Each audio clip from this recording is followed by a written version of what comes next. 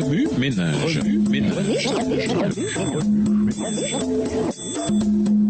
Bienvenue dans votre émission Remue ménage. Nous voilà au jeudi 30 juin. Résilience et petite communauté. Lisons Marc 2, les versets 1 à 12. Marc 2, les versets 1 à 12. Quelques jours après, Jésus revint à Capernaum. On apprit qu'il était à la maison.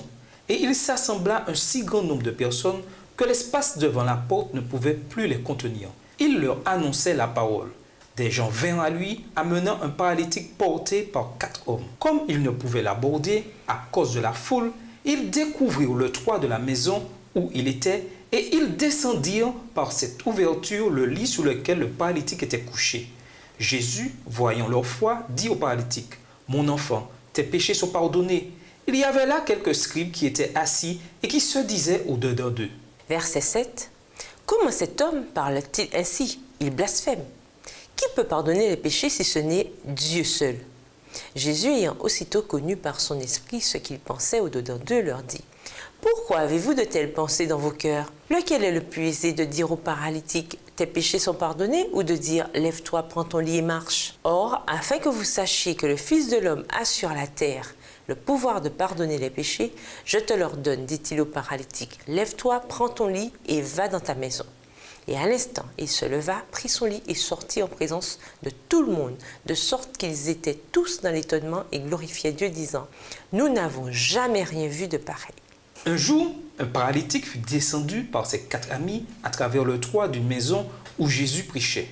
Cette histoire nous montre combien ses amis et le propriétaire de la maison coopérèrent avec Jésus pour qu'il guérisse le malade, physiquement, spirituellement et mentalement.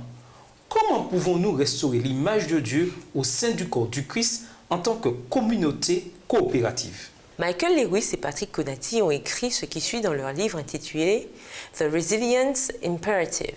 Les êtres humains auront à relever de grands défis au cours du XXIe siècle.